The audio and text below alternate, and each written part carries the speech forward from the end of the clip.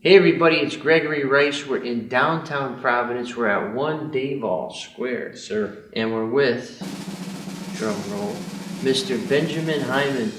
Greg, How you doing, me. brother? Doing well. You? Very good. Awesome. We're downtown at a project that Ben's company did some work, and we're going to show you that later on. But before we get into that, I actually met Ben in a parking lot.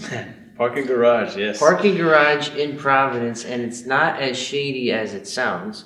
It was a wonderful event. Could have been. Could have been shady. Yeah.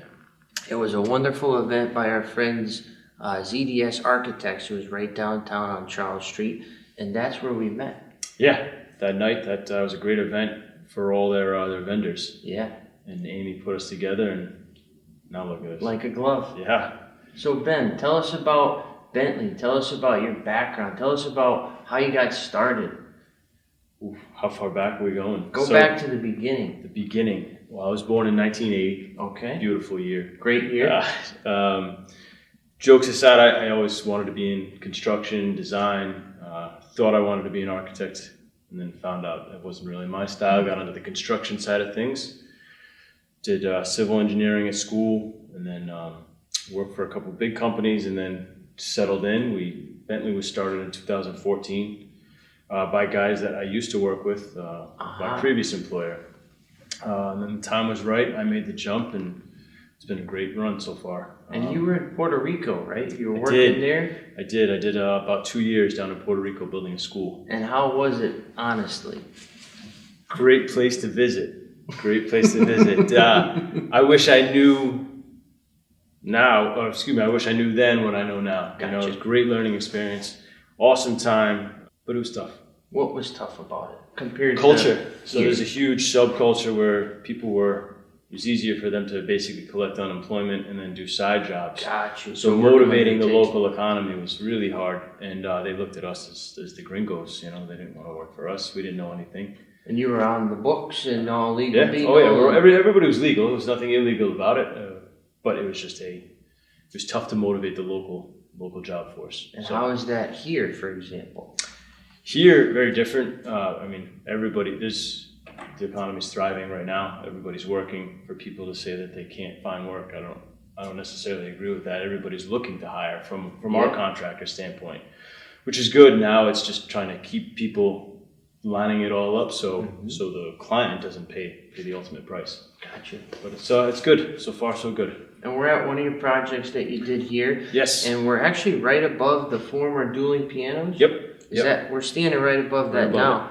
So if you have been there, you know exactly where we are. And tell us what you did at this property.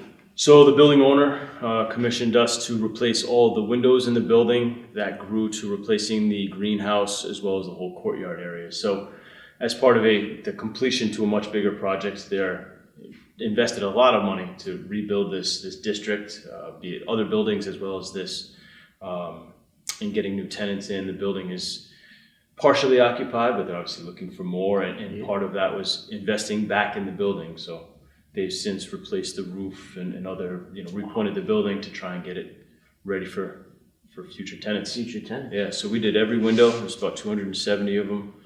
As you can see in the background, great spot.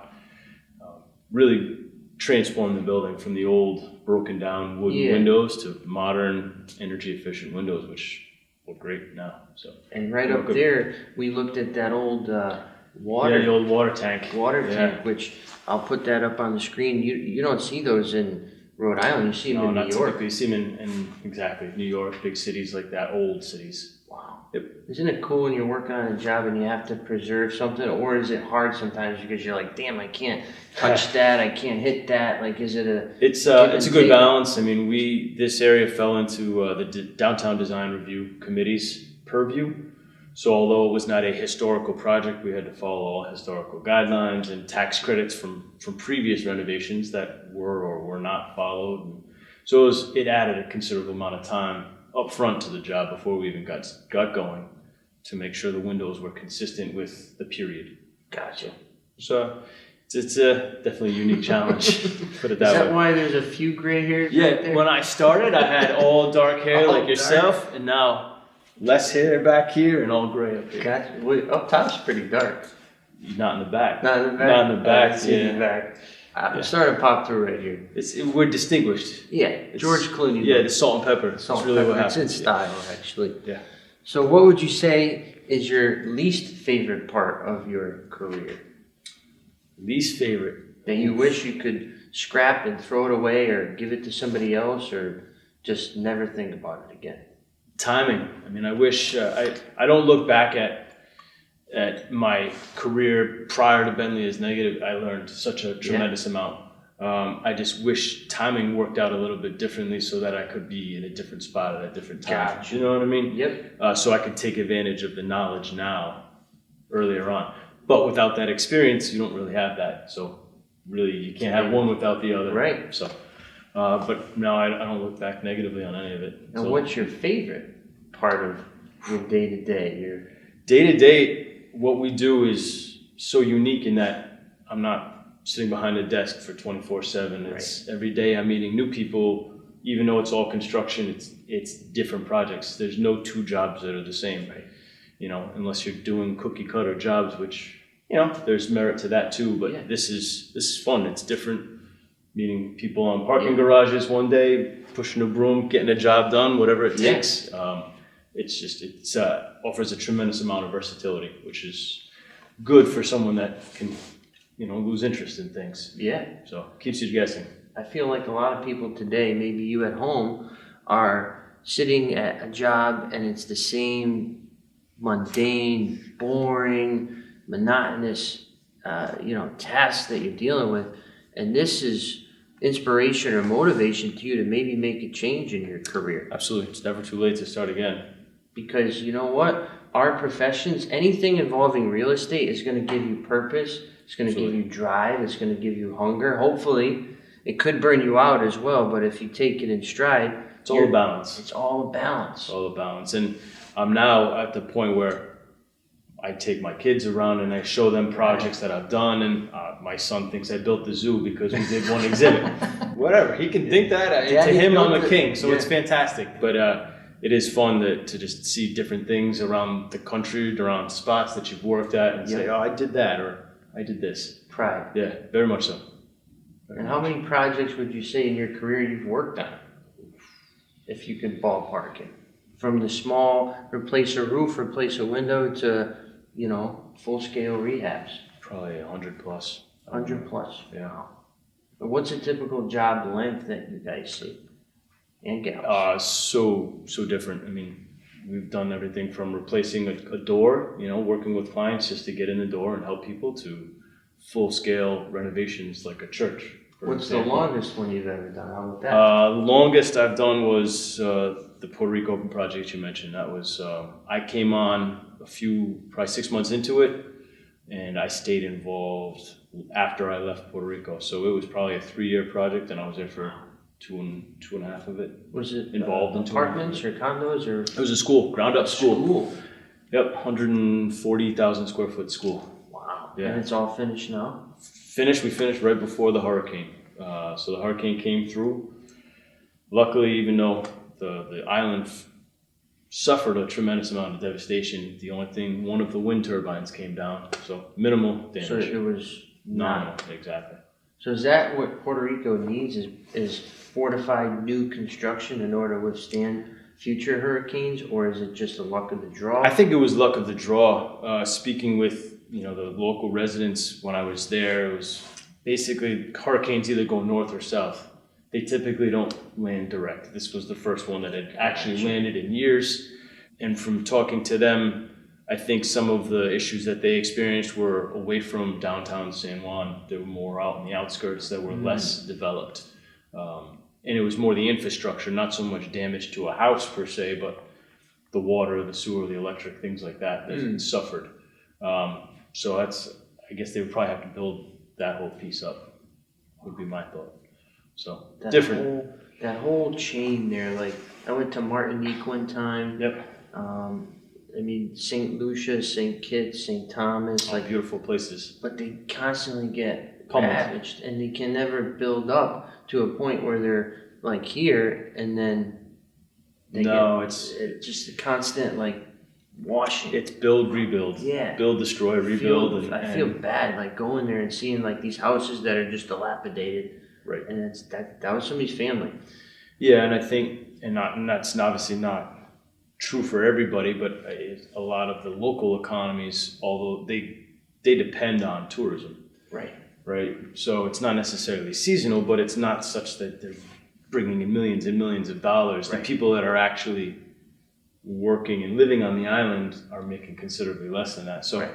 to build something that's going to be strong, to stand up, who knows? Whether that's the issue or local economies, who knows? But it is tough. It's tough to see. Caribbean professional, right? Take one trip to an island, now I'm a professional. Now you're back in Rhode Island. Yes. So what are free time things looking like? What's leisure like? Chasing two little kids around. Chasing the boys? Chasing the boys. That's a full-time job. Yeah. And you love it.